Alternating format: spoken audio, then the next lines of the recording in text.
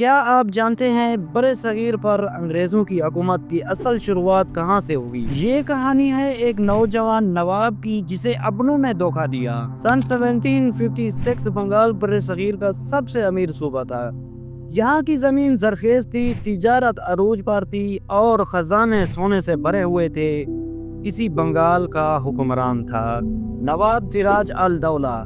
وہ صرف 22 سال کا نوجوان تھا، جذباتی، بہادر، مگر سیاسی چالوں میں نہ تجربہ کار۔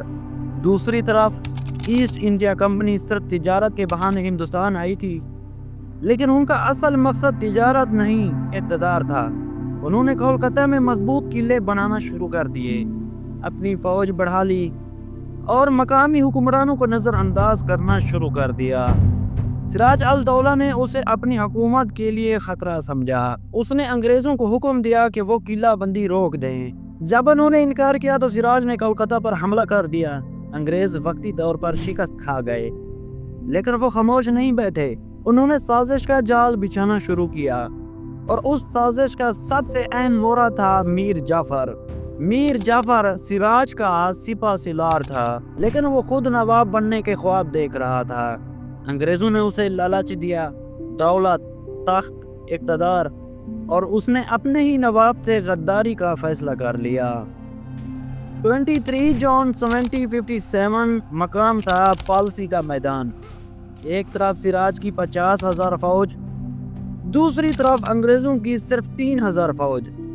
ظاہری طور پر سراج کی جیت یقینی تھی، لیکن جنگ صرف طاقت سے نہیں جیتی جاتی، وفاداری سے بھی جیتی جاتی ہے۔ جیسے ہی جنگ شروع ہوئی، میر جعفر اپنی فوج سمیت پیچھے ہٹ گیا۔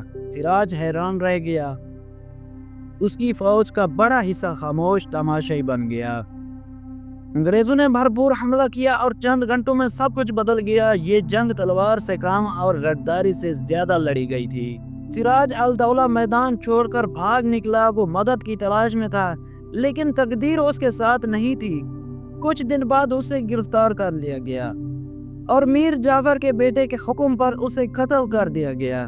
ایک نوجوان نواب کا خواب اور ایک آزاد بنگال کا مستقبل اسی دن ختم ہو گیا۔ انگریزوں نے میر جعفر کو نواب بنا دیا۔ اب اصل طاقت انگریزوں کے ہاتھ میں تھی۔ جنگ پالسی صرف ایک جنگ نہیں تھی، یہ برِ صغیر کی غلامی کا آغاز تھی۔ اسی جنگ نے انگریزوں کو وہ طاقت دی جس کی بنیاد پر وہ پورے ہندوستان پر قابض ہو گئے، اور یہ سب ممکن ہوا صرف ایک شخص کی غداری کی وجہ سے۔ جب قومیں اندر سے کمزور ہو جاتی ہیں تو باہر کا دشمن آسانی سے قبضہ کر لیتا ہے۔ دوستو، امید کرتا ہوں یہ ویڈیو آپ کو بہت پسند آئی ہوگی۔ اگر ویڈیو اچھی لگی تو آج کی ویڈیو کو لائک کر دیں، اور اگر چینل پر نئے ہیں تو میرے چینل کو بھی سبسکرائب کر دیں۔ شکریہ۔